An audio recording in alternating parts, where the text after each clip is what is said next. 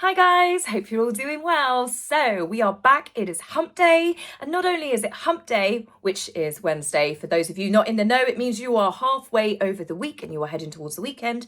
There is a big ball of burning gas in the sky.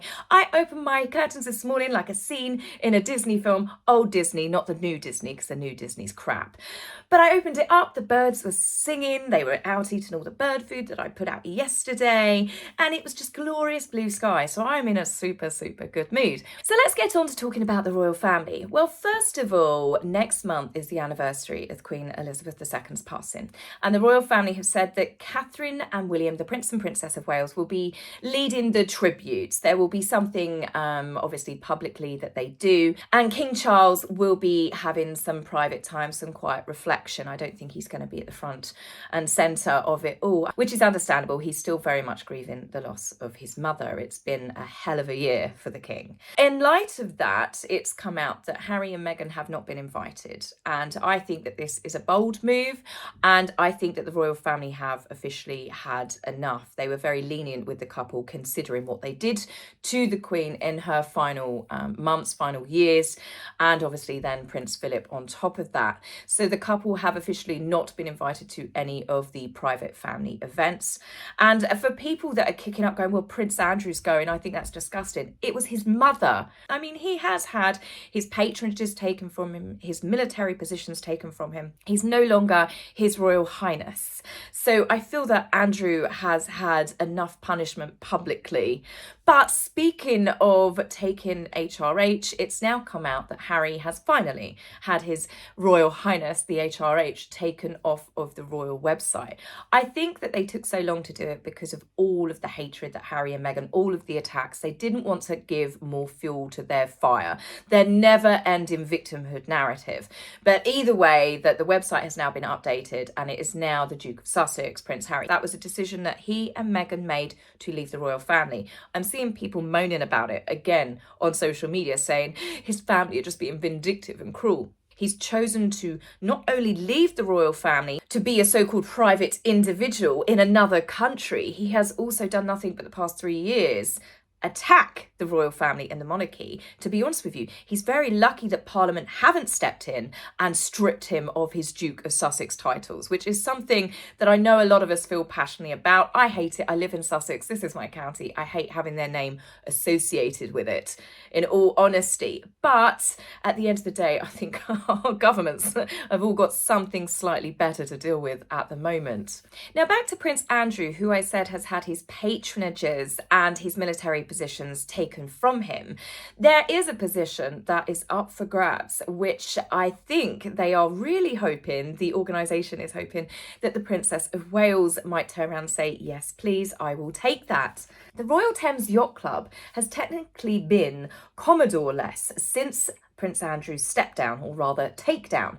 Currently, the position is technically held by the King, but it's thought that members feel that Catherine would be a perfect fit.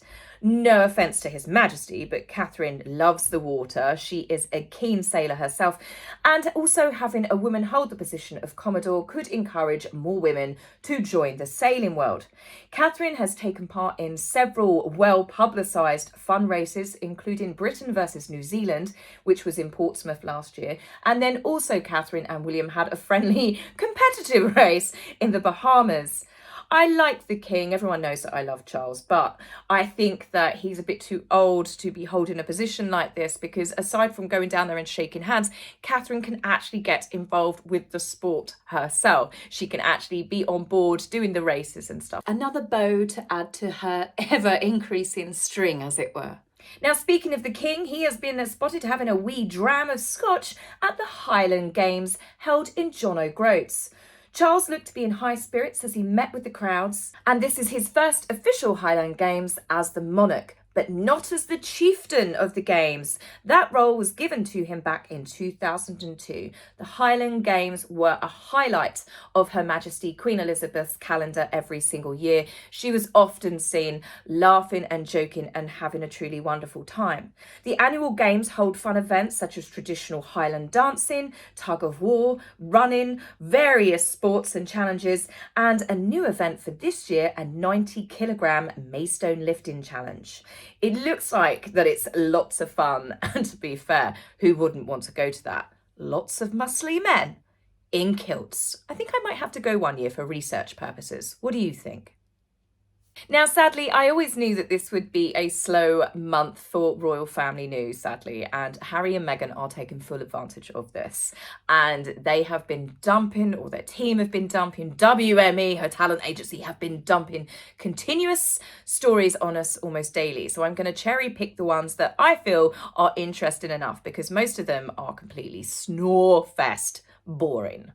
First up, Harry and Meghan have reportedly made friends with a huge Hollywood megastar and a Scientologist. Well, of course, anything that Catherine and William can do, Harry and Meghan can do.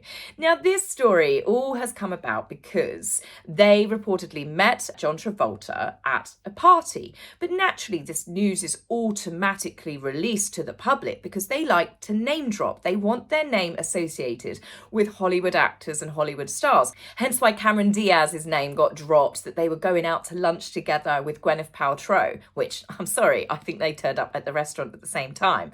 But also with Meghan, with her birthday, going to that restaurant, the Kardashians' names are dropped.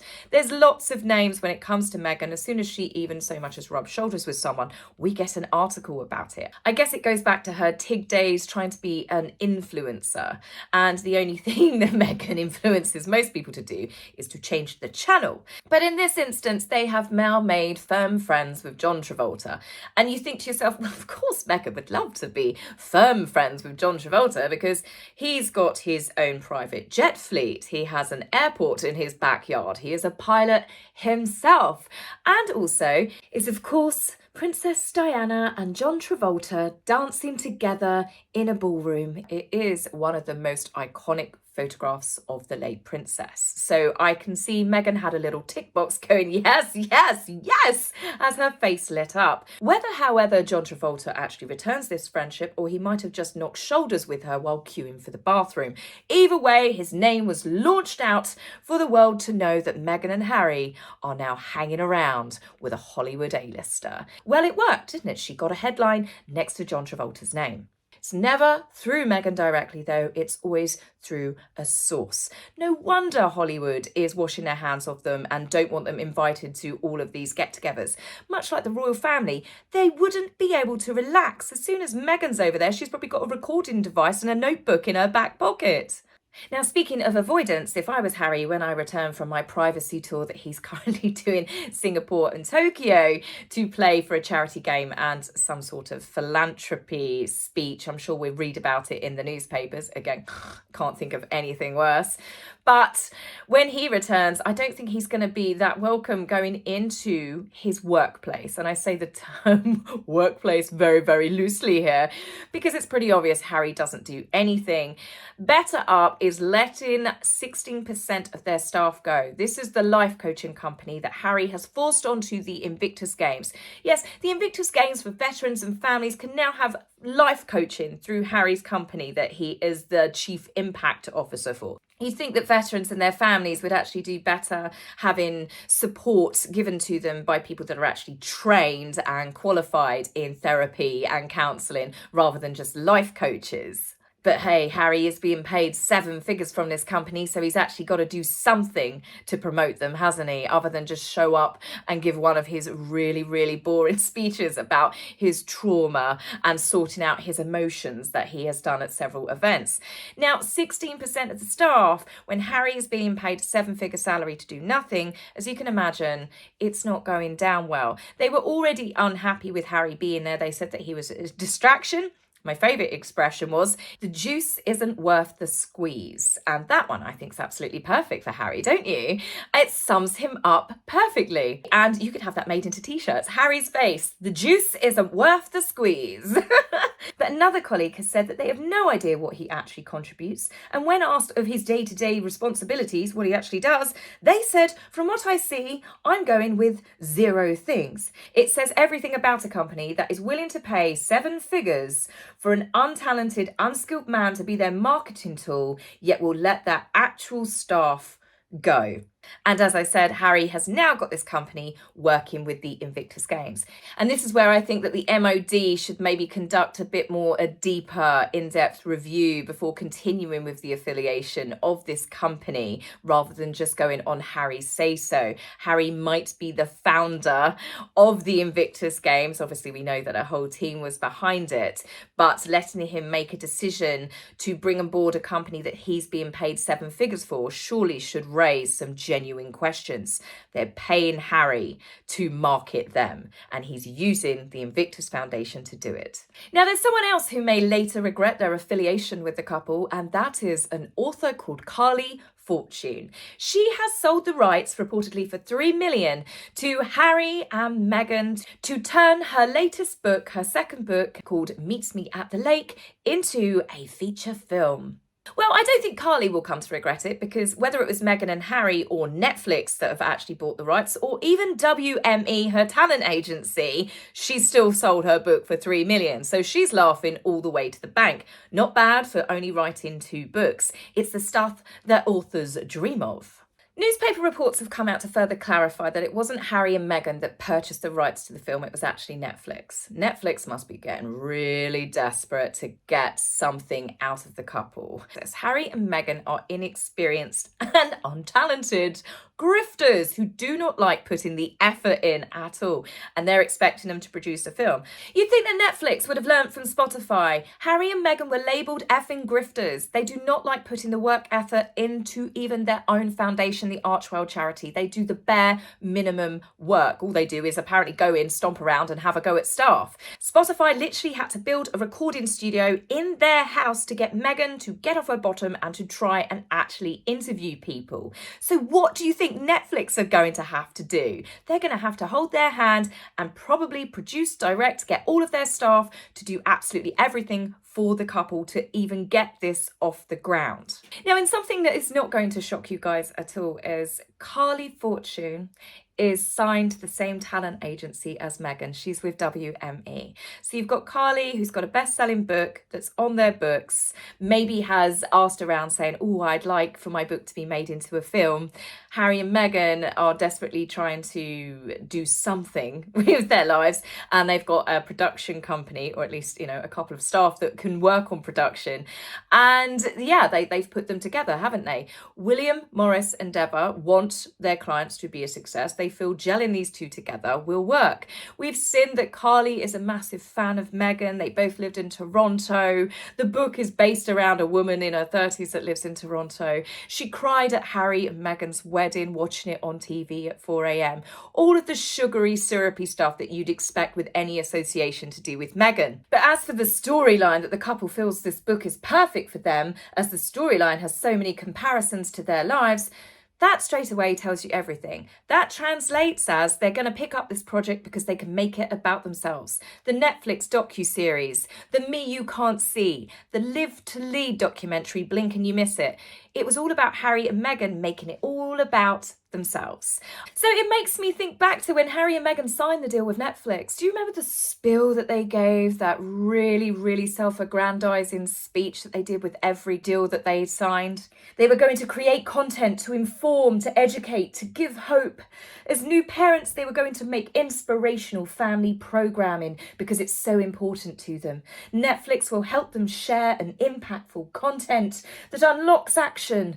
Let's be honest, the only action that it unlocks is most people lunge into the bathroom and dry heaving into the toilet. So much for their informative, inspirational content. We've now gone to making a rom-com. Yes, it was never about charities and philanthropic work. It was always about Meghan just getting herself on this ladder. And Netflix are obviously going to hold her hand and help her create her first film. They will probably have to literally do everything for her. But nonetheless, so Carly Fortune has signed over the rights to her book. I don't know how much of the creative rights she signed over to them, because she might unfortunately find out that Harry and Meghan changed the storyline to suit their personal agendas that teensy-weensy bit more than what she might realise. Now, as for the themes of the book, Meet Me at the Lake, which the couple resonates so strongly with. I mean, we know Meghan might have read the book, but we all know Harry hasn't. Storylines that centre around two 30-somethings called Fern and, wait for it, Will, yep, who hook up after bumping into each other in Toronto. Will and Fern are both the products from traumatic childhoods, broken homes, and to top it all off, Fern is dealing with the grief, the traumatic loss of losing her mother recently in a car crash. What in the one flew over the cuckoo's nest is Harry thinking? It's beyond obsessional at this point. It's not healthy. But the similarities don't just end there. Will is bitter and angry that his parents' marriage broke down when he was 14. His mother reportedly left his father for another man. Fern is upset that she's been forced. Her mother tried to force her into taking on the family firm. Yep. That she felt obligated to, and then upon her mother's death, she inherits the company. Yeah, wishful thinking there, Harry. Wishful thinking. Will reportedly resents his sister because she falls pregnant, which means he has to change his career. There's lots of teen angst and into adulthood, the trauma, pain and suffering, so using alcohol and partying to block it out. It's almost as if the book was written for Harry and Meghan. I honestly truly believe that Netflix are going to have to invest so much time in trying to get this project off the ground, plus the fact most of Hollywood is on strike. I'm sure Meghan will have no problem writing the script herself. But I am also in no doubt that this will also be an epic disaster for Netflix and for Harry and Meghan. You only have to look at Disney's Elephant that Meghan did a voiceover for, The Bench, her 40 by 40 project, Pearl, Archetypes, Harry and Meghan, the docuseries Live to Lead, then the countless interviews. You even had the fun one with Ellen, which everyone just ridiculed, all for the wrong reasons. People weren't laughing with Meghan, they were laughing at her. One thing that is definitely guaranteed with this couple is it is going to flop. But hey, when the film flops, who knows? Meghan might be lucky and she might actually be nominated to receive a Razzie for its absolute cinematic failure that it's going to be. It will be unfortunate for Ms. Fortune, for Carly Fortune. I'm sure her book's absolutely lovely. But you can guarantee one thing, if Harry and Meghan have genuinely got anything to do with it, given all the creative differences that they seem to have, no matter who they work alongside and with, I can see this film being an absolute disaster movie rather than a rom-com, which seems to be actually the story of their life. So maybe that probably would be accurate. Anyway, guys, that's it for me on this video. I am going to be talking in the next video about the deeper fallout between the Beckhams and Harry and Meghan, courtesy of Tom Bauer. It actually goes a lot deeper than what even I thought. So I will be back with you very soon, guys. Take care for now. Bye.